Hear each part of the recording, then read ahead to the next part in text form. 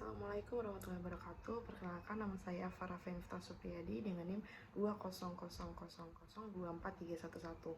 Di sini saya akan menyelesaikan tugas pengantar ilmu hukum, yaitu untuk menjelaskan manusia dan hukum. Untuk yang pertama itu saya akan menjelaskan tentang manusia. Manusia merupakan makhluk individu dan makhluk sosial.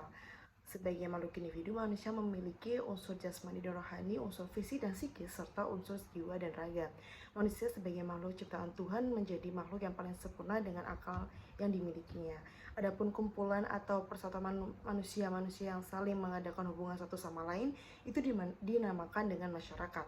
Masyarakat terbentuk apabila ada dua orang atau lebih hidup bersama-sama, sehingga dalam pergaulan hidup mereka timbul berbagai hubungan yang mengakibatkan mereka saling mengenal dan mempengaruhi.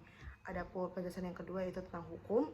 Hukum merupakan peraturan-peraturan yang bersifat memaksa yang menentukan tingkah laku manusia dalam lingkungan masyarakat yang dibuat oleh badan-badan resmi yang tentunya berwajib. Adapun pengertian hukum menurut beberapa ahli, yaitu yang pertama Aristoteles membagi hukum menjadi dua, itu hukum tertentu dan hukum universal. Hukum tertentu ini merupakan aturan-aturan yang menetapkan dan melarang beberapa tindakan, sedangkan hukum universal merupakan hukum alam.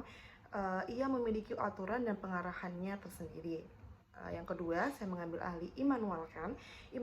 Menurut Immanuel, manusia akan tergerak untuk bertindak di bawah hukum, dan hal itu merupakan standar otoritatif yang mengikat secara perasaan. Manusia bisa bertindak sesuai kemampuannya sendiri, namun tidak bertentangan dengan moral yang berperilaku dalam lingkungannya.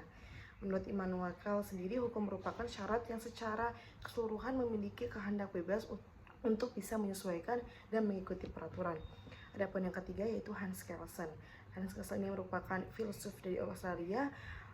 Hans Kelsen berpendapat bahwa hukum merupakan norma yang berisi tentang kondisi dan konsekuensi dalam tindakan tertentu. Konsekuensi dari pelanggaran hukum bisa berupa ancaman, sanksi dari penguasa di lingkungan masyarakat itu sendiri.